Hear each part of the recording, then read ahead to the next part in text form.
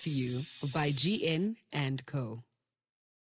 Sure, Genge, welcome back to yet another episode of After School is After School with your girl, Sis G.U. To those that are at home, I hope that you guys are well. And to those that are passing by, all right, I hope you like what you see and you join the Genge, please. I hope you like what you see and you join the Genge, please. I hope you watch ya and you join the Genge, please. Okay, all right. I have not done this in some time, so apologies for being MIA. Life was happening, thoughts were being thunk, and I've been a bit busy. I am a little bit under the weather right now, but that was not going to stop me today, babe. So today kind of feels like a diary session. I'm by myself. I have thoughts. I kind of just have to put it out there. I actually had a conversation with someone that I'm cool with Piwo. She's an artist from Pretoria. Stream her music today, not tomorrow, okay? And we were talking about, because sometimes, we kiki about life, and we were talking about something, and I guess what I essentially took from the conversation was the fact that it almost feels as if when you're in your 20s and your mid-20s, you kind of go through a midlife crisis. And when I had the conversation with her, I was like, OMG, that's exactly what I'd been going through for the past 3 years. So I want to talk a little bit about that. But before that, I want to recap on what my earlier 20s were like, because it's a time in my life that I try not to go back to, but I'm not really one to forget about things because I always want to remember what it is that I went through so that I never go through that thing again. I think as humans, we're very quick to forget. And that could be a good and bad thing, or a bad thing rather, because I can be a prisoner of my past. I'm a lot better at it now. I can revisit something and have the moment and then snap out of it a lot quicker than what I used to be able to do. Back in the day, I would dwell, baby. It would be on my mind. I'd run it back and forth the whole day. But yeah, my early 20s sucked. And I can't emphasize that enough. They sucked. And they sucked because you're fresh out of high school. You go to university. I went to UCT. Home is obviously Johannesburg. I'm far away from my parents. And before I left for varsity, the conversation, which is what it normally is that varsity is hard. You need to apply yourself. The schoolwork is going to be a lot. It's a lot of volume. But it was the conversation they had with me was very much centered on schoolwork and not so much life. So I went into varsity anticipating for it to be very challenging via the material that we'd be tackling. But what really knocked the wind out of my lungs, babe, was the life aspect. I was not ready for that amount of freedom. I was not prepared to be around so many different people, to be exposed to so much. My dad is strict and was strict as we're younger. My mom was too, but she was more lenient. She understood, she's like, girl, I get it. Live your life a little bit here and there. And they weren't unreasonable. So they'd let me do things, but there were a lot of things that they didn't let me do. And granted, I did do those things behind the backs. But obviously I couldn't do it as often or as frequently as maybe some of my other friends could. So it was just a huge culture shock, there's so much alcohol, there are all these parties, there are all these boys, there are all these girls. It was just a lot for me. And I think I just was not prepared, babe. And I am someone who thrives really well with the routine. So I did well in high school because you wake up, you go to school, you play sports, you do your little drama thing, you go home, you study some more, you wake up, you go to school. I had a routine that really worked for me. And when I got to university, I obviously then had to create my own routine. And that was just how do I create a routine when I have so much time on my hands? When the world is my oyster? When I can go look at the ocean today, wine taste tomorrow, lecture the next day, Lord knows, so I really, really struggled. And I think that's where my mental health started to decline. But another very big reason as to why I was going through it mentally was because of my actions. Honestly, I did suffer from anxiety in high school, and I think I wasn't as aware of it, again, because I was doing so well within my routine and I was at home and just very much supported. So even when I had maybe a little bit of an anxiety attack or a flare up, it was really quick. I was really quick to be able to move past that. Whereas in varsity, when you're now having to also manage your anxiety by yourself and your mom is not there, your family isn't there, you're in a different city, obviously it can be a lot harder to work past those moments. So cool, I did have anxiety, but I also know that the choices that I had made for myself were definitely adding to my anxiety. When you're young, You think you know, but babe, you don't know. And even as I speak here today, I think I know, but babe, I don't know. There will be a time in like, I don't know, 3, 4, 5, 6, 10 years where I'll look back at a few episodes that I did now and be like, "Aw, that's cute. She thought she was spitting. Like, aw, she thought she had it all figured out, but she doesn't." And I think that's the beauty of life. So in hindsight right now, obviously I'm like, Goo, at 21, you knew nothing. 18, 19, 20, 21, nothing. You're a baby. But yeah, so I thought I knew who I was, but the things that I was doing were contradicting who it said that I was. I think I had an idea of who it is that I wanted to be, but my actions were not matching, babe. They were not correlating in the slightest. If anything, it was the complete opposite of the things that I said I was about as a person. And I wish I showed myself more grace, because I understand now that I wanted to be all those things, but because it's a whole new world and so many things are new, I should have allowed myself to explore those things without making myself feel guilty about it, without like caging myself off to certain things, you know? So yeah, my anxiety came about, babes, because I want to say I was crazy. I don't know if crazy is the word. I don't know if wild is the word either, but I was on one. And I feel like that is the best description I can give. I was just really on one, and I was figuring myself out, and I was figuring what I liked. But in that configuration, child, I was very set on stone on certain things, which are core principles within me today. You know, I had an idea of those things, but I should have let myself fumble. I should have let myself be a child, make mistakes, try different things, be about the things that I said I wasn't about, to see if I'm really not about them. You know, like sometimes in life you think you're not about something, and then you do it, you're like, oh, maybe I actually do like this. Like maybe I am capable of doing this very thing. So yeah, that was like my early 20s. And eventually the anxiety caught up with me, the depression caught up with me, and I became hermit the crab, you know, left social media, just really couldn't be found or seen. And I created this protective bubble around me, like only those that needed to know where I was, and only those who deserved to have access to me had access to me. I was not outside. My friends would come see me indoors in the apartment, or I would go to their apartments, like just a shell of a person. And again, I've said this before, but I'm very grateful to the friends that I had then, because they really supported me during that time, and they helped me like love life again, and reminded me that like, babe, you're the tender age of 21, 22. This is not your life. Your past mistakes don't define you. If anything, just make sure that you've learned from the mistakes that you've made and move on with life. So cool. I kind of started to get into it. And then towards like my mid 20s, like from 22 onwards, I think that's roundabout where I started my YouTube channel. And it was just the gap between, or the difference between who I was in the beginning of my 20s to like age 22 was crazy. I'm happy that I allowed myself to live.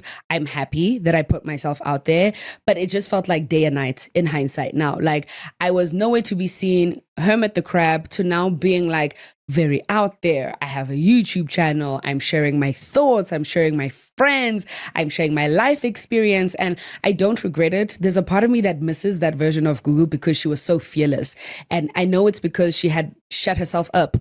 She had silenced herself, okay, for so long that I had been longing to just be seen. I'd been longing to like share my voice, my story, and just to not like hate myself anymore, to be very honest with you, because I think I carried a lot of shame and guilt, and those emotions are so heavy. Like, deal with them and deal with them quickly. Okay, I'm actually going to do a podcast episode about that, because if you stay in that, and the longer you stay in it, the harder it is to get out of it. And then you're in a weird place where you don't believe that good things should happen to you and for you. And anyways, so I'm happy that that version of myself existed. However, I'm just like, there was still no balance, you know, like I'm nowhere to be seen. I'm everywhere to be seen. I have nothing to say. I have everything to say. And in that transition, I think I wasn't being spiritually sound, to be honest. Like, I've always known God. You guys know this. I was still going to church. I was seeking him, all of those things. But I was just an open book and an open door. And in hindsight now, I had given a lot of people access to me that I shouldn't have.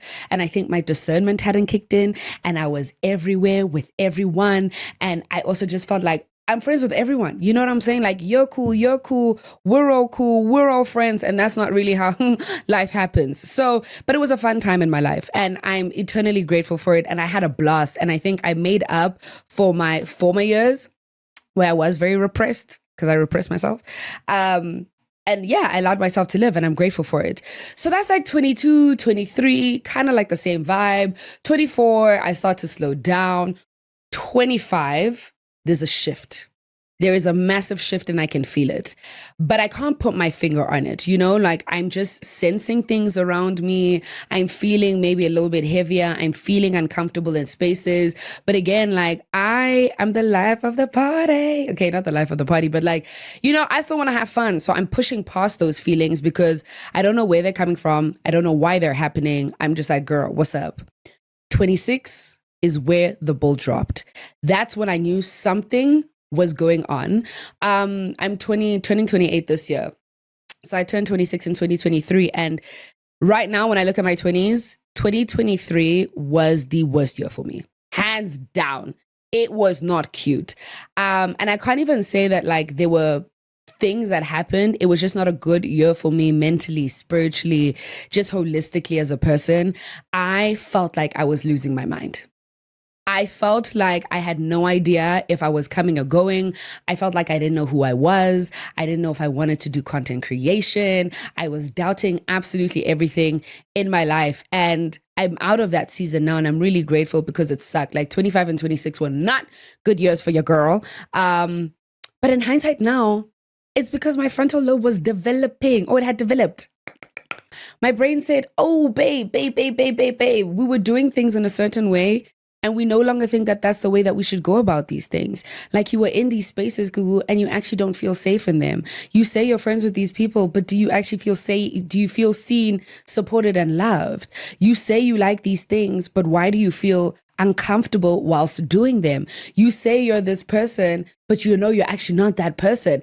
It was just an influx of information and it was overwhelming because I didn't know what to do with it. And a lot of the thoughts that I was having were contradicting the thoughts that I had before. And you know, when you're living your life a very certain type of way, you become comfortable with it and it becomes your truth, right? So now when you are having thoughts that are opposing that, girl, where to from there? What's happening now? So yeah, I was going through that shift. And yeah, 26 wasn't cool. 27 got a bit better because I was working myself through those thoughts. I started speaking to people. And honestly, at the age 26, I shut down. I shut down from friendships. I shut down from any sort of relationships. I was kind of like Hermit the Crab again because I wanted to protect my peace. I was questioning everyone and everything around me. So I knew that before like dealing with the world at large and the community around me at large, I needed to deal with myself and my own feelings. So that was like 26. 27, I've kind of like worked through my thoughts, but now it's like, okay, cool. I've worked on this thing internally, but now I need to work on it externally. You know, like I exist in communities, I exist in a family, I exist in friendships. How do I feel about these things? How do I feel about them? What are the things that are going off in my head? Why are they going off? How long have you been feeling like this? Are these conversations you need to be having? Is this something you feel like isn't worth a conversation? So that was 27 for me. I mean, I'm still 27 child, but anyways, that was what 27 was like for me. And at the beginning of this year, I feel like I am truly at peace again. I feel like I am one with myself, like I know myself again relatively well. I'm really happy with the people that are in my life. I really am pro friendship. I think I'd once said on my podcast that like this year wasn't a year of friendship for me, or that year wasn't a year of friendship for me. And that was really true. It wasn't because I did not have the capacity to friendship in the way in which I wanted to. And also I had so many question marks that I was just like, I can't pour myself into these spaces until I know for sure that there's spaces that I want to be in. So yeah, I'm in a better place. And I really feel like I've been trying to run away from using this term, but there's nothing else that's coming to my mind, okay? And I'm sorry because it is a bit vulgar, but I feel like I've had post-nut clarity. If you don't know what that is, I love that for you, okay? And keep it cute, keep it like that. But I now feel like clarity is freaking clear to see. I've taken the time to be that much more intentional. Intention is the word of the season. Intention has been my go-to, theme for the past like 3 years. I think I wasn't intentional in the beginning in that like I was very willy-nilly, I was kind of doing things that didn't serve me, doing things that were against me. Just not being intentional and present. And I realized how much danger, honestly, that was putting me in and how uncomfortable I felt in those situations that I knew I had to be intentional moving forward. So yeah, I'm in a good place. via my intentionality and my intentions in life. But I'm aware it's because I feel like my frontal lobe has developed. And that's what this conversation is about. It's about your frontal lobe developing and how much of yourself will change and how much grace you need to give yourself. You guys, when I like, it's crazy. It's crazy. I know people speak about a midlife crisis, and I think they normally are alluding to like it happening towards your late 30s, early 40s, maybe even 50s. But I feel like I had a mini midlife crisis. I do. And no one can take that away from me. Okay. My frontal lobe developing rocked me to my core. And even now, I think I'm in a better place now with regulating my emotions and thoughts. When certain things do pop up, I'm able to like take them in a lot better and not be so overwhelmed by them. But like, guys, that happens, you know, and I'm in my later 20s now, and I'm looking so forward to my 30s. Like, shout out to everyone who's in their 30s, especially the girls, because they be doing it big and they be looking good. You know, when we're younger, there's this idea that like, oh, your 20s are it's hip, it's happening. And then when you turn 30, like immediately you're old, it's boring. And clearly not. Like, I also love what Mel Gibson said.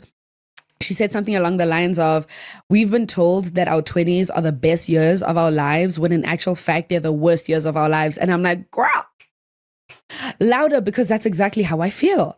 Like, my 20s have been fun, but they have been filled with so many experiences, so many emotions, so much heartbreak, so much turmoil, so much growing, so much unlearning. And that's not to say that that won't be the case in my 30s as well, but I can tell that the 20s that I've lived, the years that I've lived within my 20s have been dedicated to understanding myself a lot better and just trying to find out who Gugu is and what works for her and so forth. So yeah, as I'm approaching my 20s, my 30s, not my 20s, as I'm approaching my 30s, I know what I want my 30s to look like. And in order for me to be able to achieve those goals and those things that I want to exist in my 30s, I know I have to start putting in the work right now. Sometimes you have this idea that like, yo, because I want something at a certain point, it's just going to happen for you when you get there. And that's not the truth, babe. You have to start putting in the work now. And I've been very intentional about that this year, in that like, on year 30, I want my life to look a certain type of way. I want to feel a certain type of way. And it's not going to happen overnight, and it's not going to happen 6 months before I turn 30 or even a year. It needs all of the time that I can give it. So I've been working towards that. And now that I feel like my frontal lobe has developed, I have a better idea of what that looks like and the work that's needed in order for me to get there. So yeah, Pure and I essentially had a conversation about like how crazy and drastic the changes are in your 20s. And I also think you really should give them room and space. Like, allow yourself to explore certain things. You'll never know if you like something or if you don't without trying. Like, I really feel like your 20s are for trial and error. Fall on your face. It's so cute. You know what I mean? You can get away with certain things now. When you're old, it's kind of like, there was a time for that. You should have tried that then, you know? But if it is your story that it happened later, that's cool. But don't be scared to try, and don't be scared to fail, and don't be scared to suck at something, and don't be scared to be wrong. OMG, do not be scared to be wrong. You will be wrong in this life. Like, you do not know it all. We're not superhumans. You are human. And a part of the human experience is not being right. A part of the human experience is being corrected. You cannot always be the victim. It is not always other people's faults. It's yours. Sometimes you do things that put you in situations that you hate. And you need to be like, oh, damn, I actually did that to myself. Had I not maybe said that, had I not done that, had I not entertained that, I wouldn't be in the situation that I'm in right now. And that's really important, because when you are a victim, you're going to keep finding yourself in the same situation time and time again, pointing fingers at everyone else but yourself. And then at that point, when it's a pattern, babe, who can you blame? Because bon a pattern. Who can you blame? So it's just important to be self-aware, but in your self-awareness, be kind, you know, because you will make mistakes. I'm hypercritical of myself. There is no one who is meaner to me than me. I've heard it all before. I've heard all the insults. I've thought all the things. I'm in a better place now where like I literally stop myself when I'm talking to myself like that, because I'm like, Google, you spend the most amount of time with yourself. And if I am consistently and continuously speaking down at myself and breaking myself down, like, what good does that do for anyone? Definitely not for me, babe. Like, you need to be the most gentle and kind and forthcoming and forgiving with yourself. Like, the same way you treat the other people in your life is the same way you should treat yourself, if not better. you are setting the standard for all relationships in your life by the relationship you have with yourself. And I think in your 20s, you can neglect that. It kind of feels like it's about everyone but you. It's about appeasing your parents. It's about pleasing your partner. It's about being the perfect partner, being the wife, being the husband. And all of those things are cool, I guess, but it can't be like the focal point. You are the focal point. Your growth is the focal point. A friend actually said this to me the other day. I actually think it was yesterday, and it stuck with me. And she said, you can fake a lifestyle and you can fake personality, but you cannot fake strong character. And that literally, babe, I could get that tattooed, honestly, because it stuck with me. And I know people are not for growing in character because of how hard it is. It sucks. It sucks to be reprimanded. It sucks to be wrong. It sucks to be accountable. It's not nice. It's not nice. I'd rather live in a life where I'm always right and can do what I want. But in order for you to have a strong character, you need to be able to do that. And for me, building a strong character in my 20s has looked like walking away from situations, walking away from friendships, walking away from relationships, stopping myself from being in certain spaces. Like you may even want to do something, but because of what you're trying to work towards, you can't.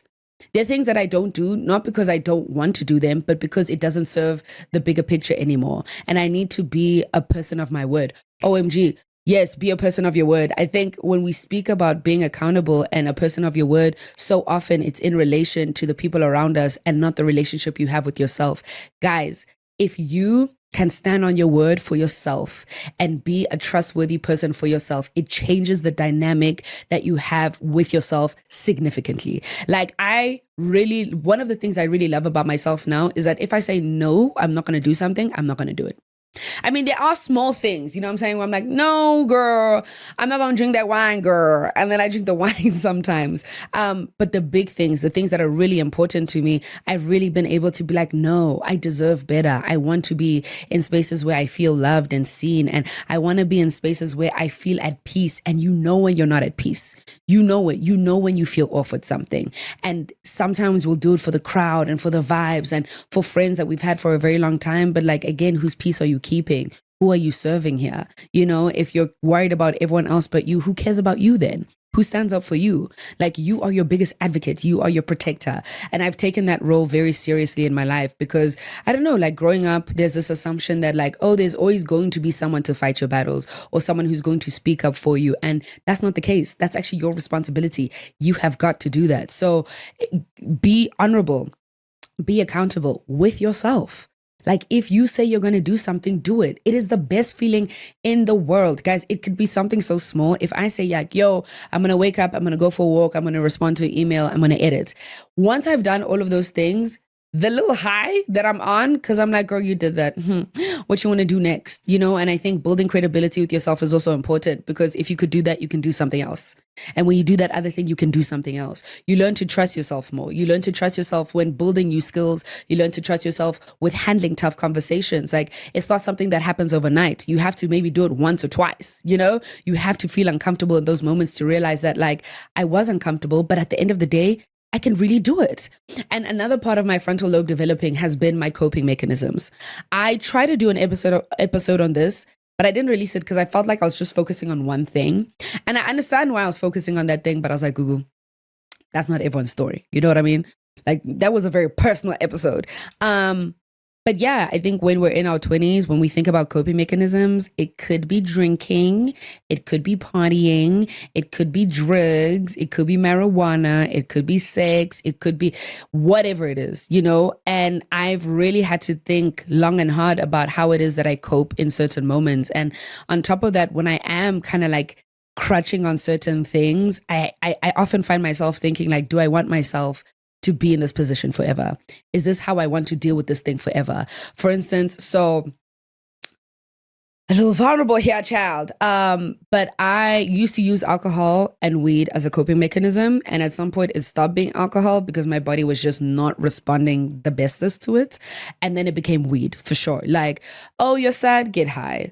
Oh, you're happy, get high. Oh, you are overwhelmed, get high. Oh, you're depressed, get high. You're anxious, get high. Wake up, get high. Go to bed, get high.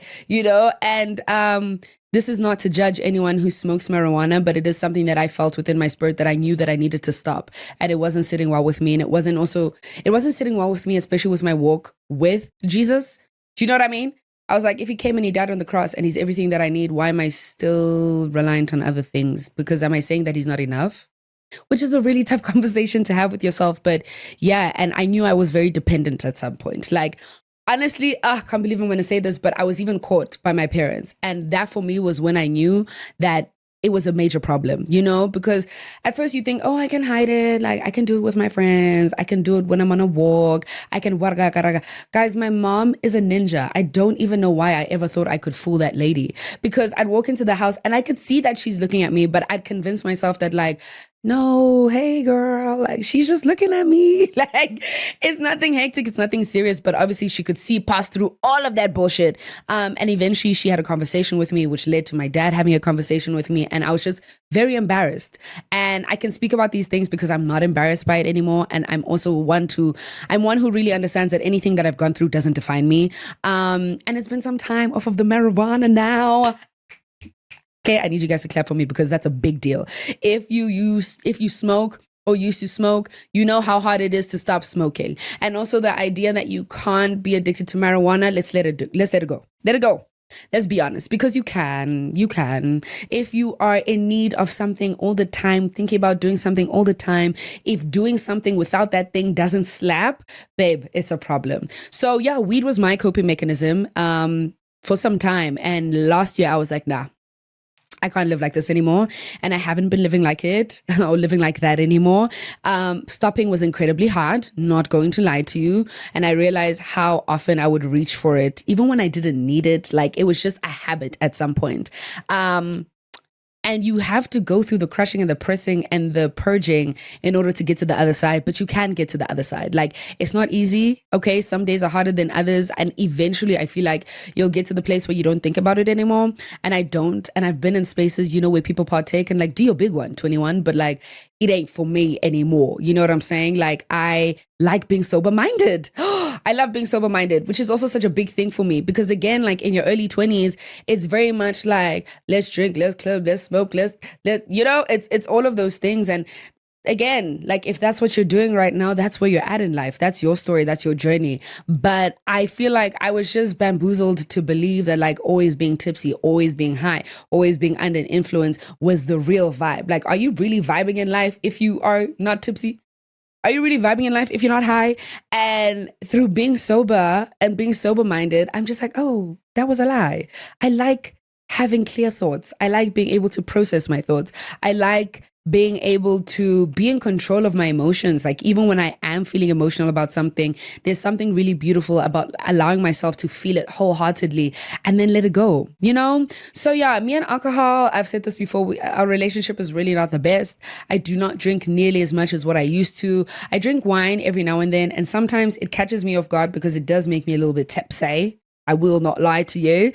But that is something I'm working on, ongoing. But outside of that, I feel like I don't really have any other terrible coping mechanisms. I try be healthy about it. Like if I'm anxious, I will take a walk. If I'm actually feeling anything, my first thing to do is to leave the house, leave my room, leave the house, because when you're sitting and you're stagnant, it is so easy to feel overwhelmed and just consumed by the world and consumed by your thoughts that you have to actually trick your body and your mind into seeing the bigger picture, seeing the world at large, seeing that like, yo, bro, I'm just a little girl in this world, you know, and there's so much life beyond the things that I'm feeling. So yeah, like, be intentional about what your coping mechanisms are, or rather be intentional in acknowledging what they are and maybe work towards having healthy ones, you know? I don't think it's cute to be taking shots all the time for the sake of taking shots all the time, you know? Like if you're celebrating, you're in the mood, that's cool, but it shouldn't be something that rules you. And that's something that's also, I've had a lot of clarity on.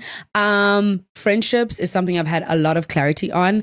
I think there's this idea that when you have been friends with someone for a very long time, you will be friends because we've been friends for so long. And I completely disagree. My friend and I had this conversation. We have this conversation all the time. And we always say that friendship is an ongoing contract. You get to sign it, babe, together. We say every year. Okay? Every year. there should be a point in your life where you're assessing, like, am I happy? Am I fulfilled? Do I need to address something? Is this a friendship that is leading me in the right direction? Am I leading them in the right direction? Am I being a good person to them? Are they being a good person to me? Vice versa. And I think it's really healthy to have like an audit. Be it at the beginning of the year, be it at your birthday, be it at the end of the year, whenever it is, just to sit and think like, yo, where am I pouring myself into? And am I getting what it is that I have been giving? And do I like what I've been getting? And also, do I like who I am when I'm around that person? That's the other thing about your frontal lobe developing, is that because you've changed so much, you may find that you no longer relate to people in the way in which you used to. And you may want to keep yourself in those spaces because of the sake of history, which is understandable. And sometimes you can bridge the gap, but sometimes you have to let go. And I want to say, you always know when it's time to let go.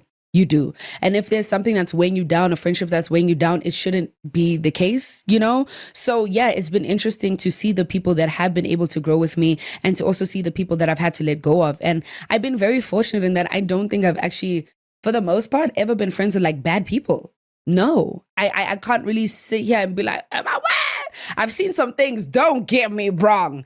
I've seen some things, but like for the most part, it's always just been a thing of like, we're not on the same wavelength anymore, and that's okay. And I've said this before, if it means taking a break to find each other again, beautiful, let that happen. And if you walk away and that's cool, you know, like ended friendships do not mean beef. You can walk away amicably. We are adults at this point, you know, like I don't hate you because you're not in my life. If I liked you and I loved you before, I can still have a liking and love towards you that is not in my presence or in my life. And that's okay. So yeah, and I've been a lot more intentional with friends because I spoke about like my mid-20s and just being like, rah, we're all homies. My mom used to say this to me all the time, even like in primary school, high school, she'd be like, you have a lot of friends. And I thought she was hating. I was like, girl, of course I got the friends. I'm the girl. Like, what do you expect? But as I've gotten older, I've come to realize that like there are people that you're acquaintances with. There are people that you're cool with. There are people that you bond over certain things with, but they may not be your friends. And I take being a friend and calling someone my friend very seriously. Like very seriously. If you are a friend of mine, you will know you're a friend of mine. And if we are friends to one another, I do expect for the relationship to work in a certain way or for there to be a certain level of respect, love, support, all of those things. So yeah, you don't need the big group. You don't. I've also come to realize as a person, I appreciate individual relationships so much more than like being friends with a squad, only because naturally, even in a big group setting, you only really know certain people. You know, like naturally you gravitate towards certain people within that group and then everyone else is kind of like, oh, we get along, we're cool, like no beef, but like you're not my friend like that. So it's been really cool to like focus on individual relationships with people and also have them still get along, you know, like if ever I want to have something and celebrate with everyone, it's the fact that I feel like I'm friends with good people. So when everyone comes together, it's a good vibe. And you should be confident in your friendships. You should be able to say you love your friends. You should be able to support them like out loud, you know, like it should never be weird. And if it gets weird, I think that's the sign for you to let it go, babe. You should let it go. And that's really okay as well. And another thing I want to stress is that losing friends in your 20s and in your frontal lobe developing needs to be normalized. And I'm not talking about losing friends because raga drama, like you did me wrong, but just the natural process of life and evolving and shifting and growing, all of that is happening, guys. We're all trying to figure ourselves out. And also, even in all of that, you can make mistakes. That's also the other thing. You can make mistakes. You cannot show up for someone. You cannot be a good friend towards someone. And if someone wants to end the friendship off of that, that's their choice and that's their right as well. You know, like there's a lot of loss in your 20s. I think that's what I'm trying to say. There's a lot of loss of what you thought would be. There's a lot of loss of what you were hoping for. There's a lot of loss of relationships and friendships. And that's okay. Like the way that I've looked at it, especially when I was losing my mind there by 2023, my prayer to God was consistently, my prayer was, take whatever you need to take out. Please, I'm begging you. Take it out now because I don't want to deal with this later. I really want to enter my 30s being that much more sure of the people around me in the community and the life that I've built. And granted, life is life, guys. I could be rocked in my 30s still. Like something could happen. Someone I thought I could have forever may not be there, but that's okay. I just want to know that I chose to go into my 30s with a group of people and I was intentional about it. You know, like that's what I wanted. And I even think it's a lot easier to let go of things when you know that you put your best foot forward. You know, when you know that like, it's okay, this ended, but there was so much love and there was a reason as to why we're friends and why we did this walk together and so forth. So yeah, that's my little spiel on friendships. Romantically, OMG, missed dating when I was in my early 20s because it was a bore. It was a good time, okay? Oh, you're cute, I'm cute, I like you, you like me, mwah, let's kiss, it's nice. That's not the vibe anymore. Bring that back, actually. Bring that back because now I'm thinking about so much more. I think I mentioned it a little bit earlier, but I am the protector of my life and I am... Yeah, I don't know. Like, I don't want to share my light with everyone. I don't want to share my life with everyone. And that obviously extends to romantic relationships. So you're not only looking at the person, but it's like, okay, like, who are you? What do you stand for? Who are your friends? And when I say who are your friends, I don't care who your friends are per se. I'm talking more to like, who are they via integrity? Who are they via character? Do you have a job? Do you have aspirations? Are you making a little bit of money? Can you take me on a date? Can you do that? Can you do that for me, maybe? So yeah, it's been interesting. And I feel like the frequency of going out and on dates has definitely declined, but that's okay. I also know that like, I've been told that, oh, Goo, people find you intimidating. And I think it's because I have a platform. I am outspoken. I speak. You know what I'm saying? And I personally feel like that it guards me from the bullshit, not going to lie to you guys. Because if you are intimidated by what it is that I have to say by my platform, then you're not meant for me. Do you know what I'm saying? Like, if you're going to step here, bruv, step with the big balls. You know, like, step with the chutzpah. And if you don't have it, that's also okay. So I'm so at peace being single, OMG, so at peace because relationships are nice, but they're work. And again, I would want for whoever comes into my life to be an addition.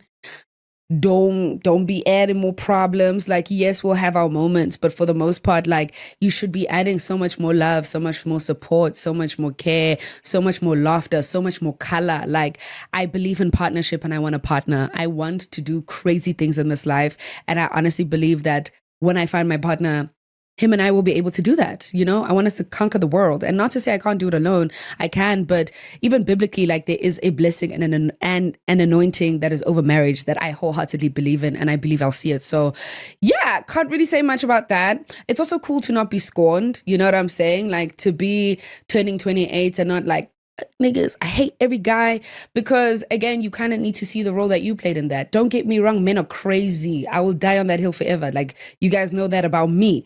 But it's also about the people that you choose. It's the people you open yourself up to. It's the men that you're attracting. It's what you allow. It's all of these things. And I think with getting older, it's a lot easier to see what you want and don't want. It's a lot easier to see what you like and don't like. You can call it out 10 times quicker than what you used to. And also, OMJ, getting older, obviously the age bracket has changed. I'm looking for someone in their 30s that would be sexy to me. Thank you.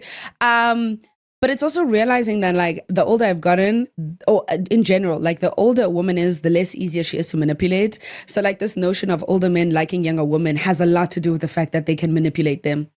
Yeah, and you can't really do that when you've been on the block, when you've seen some things. Because again, I know what I want for myself. I know what I'm looking for. And if you're not meeting me with that, you can't trick me, babe. You cannot trick me. You can't convince me. So yeah, it's interesting because like I feel like my age group and my age mates are looking for women that are younger. And there's also nothing wrong with being attracted to a younger babe. But I would really hope. I would really sincerely hope that it's for all the right reasons and not because you find it easier dating younger women. And if you do, you also need to check yourself a little bit there because that's a bit worrying. Side eye. I feel like that's my little spiel about relationships. Geez, I went on and on about that. And then obviously with my frontal lobe developing and me growing closer to God, the Lord will change everything.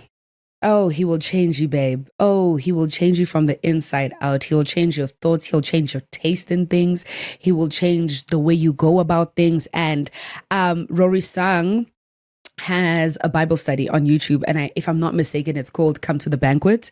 And there's a little one-liner that my friend and I always say towards one another or to one another that I love. And she says that there are a lot of people that are basing their relationships with God they're basing their relation, or they're likening their relationships with God like going to a party and taking a party pack. So, like, you have a sister, she goes to a party, she comes home with a party pack. Obviously, as the other sister, you're gowling the party pack. It's nice. There's snacks in the house. You benefit off of that.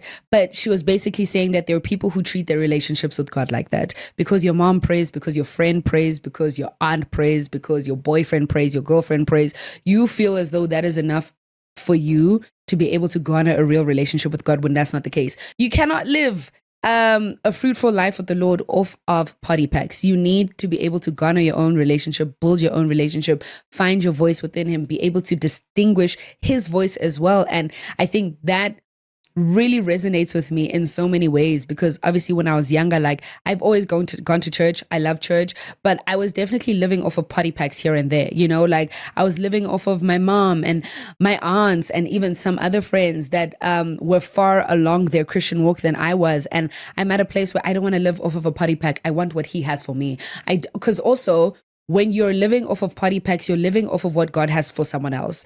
And yes, people are blessed and they are anointed. And when you're around them, you can definitely catch a little bit of that Holy Ghost. You can catch a bit of their sparkles, but there is nothing that is better than what God has for you directly. And I think in order for Him to really be able to use you and to bless you, you have to be willing to give yourself to Him entirely. And He's been doing such a big work in my heart, bro. Like, there was a time where I didn't think I'd stop smoking weed. I didn't think that I would not be as outside anymore. I didn't think that I could forgive certain people in my heart. And that's a big thing. Like, I don't believe that you can encounter Jesus Christ and stay the same. He is in the business of changing you, changing your heart posture, renewing your heart, if anything. And I feel like it's been really cool to be at such a light place in my life, regardless of the things that I've gone through, regardless of those that have hurt me, regardless of those that I have hurt as well. Like, it's really cool to be at a place where I feel light, like I don't harbor any hate in my heart. And it's an ongoing prayer. People will irritate you. You will be irritated, okay? You will be heartbroken. You will be disheartened. But a prayer for me constantly is that, Lord, renew my heart and my mind. Like, let it align with you and your ways, because it's just, I found for it to be the best. And yeah, and I don't know, I've also had, like, even in my 20s, I've had people say to me like, oh my goodness, girl, you're really about this Jesus thing and you're so young. And I get it. Like, you're young, you want to live your life, but I've just come to realize that there's nothing like Him. So I don't want to waste time doing anything else. I tried. I did the in my younger 20s, and it was cool, but like, nothing has been more fulfilling than where I am with Him, and also seeing Him do what He's done with my life. And beyond that, seeing what He's done with me, I'm sometimes in disbelief of the fact that I speak the way that I do. I'm in disbelief of the things that come out of my mouth. I'm in disbelief of the life that I live. I'm in disbelief of the community I have. I'm in disbelief of the platforms I have. And I think just constantly being in awe of Him naturally draws me closer to Him, and it keeps me humble and it keeps me wanting more, because the higher you go, guys, the lower you bow. Like, He doesn't do things to get you to a certain place so that you can think you can sustain yourself and you're self-sufficient. No, like, He takes you to those places so that His glory can be seen. So His light in you and His work over your life can be seen, acknowledged, so you can make disciples. And when you get there, He only has bigger and better for you. But also, when you get there, you're facing different challenges. You need Him that much more. You really do. And yeah, I love Him down. Like, I love the Lord. I don't know how we got here, but He's been so good and so faithful and so patient and so kind. And it's always His ability to see me in ways that no one else can, that will always knock me off my chair, that will always just surprise me. And I've said this before, but I'll say it again. Like, so much of the parts of myself that I love have to do with Him. And I don't really have much else to say about that. I feel like I'm going to get emotional, but yeah, it's been cool. Like, it's cool to know the Lord in your 20s, and it's okay. And no one should make you feel any type of way about it. It's your journey. It's your life, And if you aren't where you want to be with Him also, that's okay. It's your journey. It's your life. Keep seeking, keep trying, keep praying, and He'll show up for you in the ways in which He needs to. I have said a lot, but I think the last thing I want to say is that in your 20s, especially with your frontal lobe developing, don't be scared to be an outlier. Don't be scared to be the person that doesn't do the things that everyone does. Don't be scared to be the person to leave the friendship group. Don't be scared to be the person who doesn't go to the places that everyone goes to. It's okay. People, like, the world and society is so loud right now that something as simple as choosing not to club, you can be mocked for. you could be called a loser for. All of those weird things, and it doesn't make any sense to me because free will, duh. And if you don't want to do something, that's your choice and that's your right. So don't be scared to be an outlier, and you will not be an outlier forever. I've also really come to realize, and I am a testimony of this, a testament of this, testament, you guys get me, of this, in that when I have allowed myself to kind of be in my solo seasons and to be an outlier, it has never lasted long. He has always brought about the help that I needed. He's always brought about the people that I needed, the friendships that I was longing for. I don't know, the environments that I needed. He's always done that. Like, he is your great help. He is your shepherd. He is Al Shaddai. He is Jehovah Jireh. He is Jehovah Nissi. Okay, he is all of it. He's everything you need and more. Anyways, that was me. So my frontal lobe has developed. It's been cool, man. Clarity is clear to see. I'm seeing things in 4K. I'm trusting my gut. Oh my goodness, trust your gut. Trust whatever the Holy Spirit deposits in your spirit. And even so, when you get thoughts, pray over them. Like, if you're like, is this me? Is this like a weird spirit? Is this the Lord? Pray about it. Pray about it. And also, the greatest way to know what the voice of the Lord sounds like and what the Holy Spirit sounds like is by not countering it, but like putting it against his word. Does it sound like something he'd say? Or is it just like the complete opposite of that, But trust your gut, trust the process. The 20s are beautiful. They're a beautiful mess. And I think as soon as I started to accept it as just that, and not this time in my life where I'm the hottest I will ever be, where I'm the most relevant I will ever be, it has been freeing. Free yourself of that. Like, just live your life, try your best. That's all we're doing. Try your best. Be kind to one another, guys. Be kind to people. People are going through it. We don't know what they're going through. We don't know what battles they're fighting. We don't know what demons they're facing. Each person is trying their best. And I promise you, when you are, soft enough to be able to realize that, life becomes better, because most things are not personal. And the issue is when you take everything personally. Nothing is actually truly personal. People are going through their own things, and you just need to be doing your own thing and focus on your own thing. Okay, that's me for real, guys. Thank you so much for coming to my little TED talk and hearing my thoughts. I feel so much lighter having said everything that I said. Yeah, I've been in thought and I'm in a really good place. And it's really nice to say that. Like, it's so nice. I think I've come and I've recorded on days where I wasn't in a good place, but today's not that day, because days change, and that's amazing. Okay, please make sure to like, share, comment, subscribe, tell a friend to tell a friend. Subscribe to my YouTube channel. We are about to hit 100,000 subscribers. Yeah. There by Spotify, babe. We hit 1 million streams, but we're gunning for 2 million. So yeah, do that. Follow me on Instagram. Follow my page as well, GN Corporations, for snippets, so that you do not miss all things Sis G.U. But from me to you, more grace, more love, more patience, more kindness, just more goodness. Love you guys. Mwah.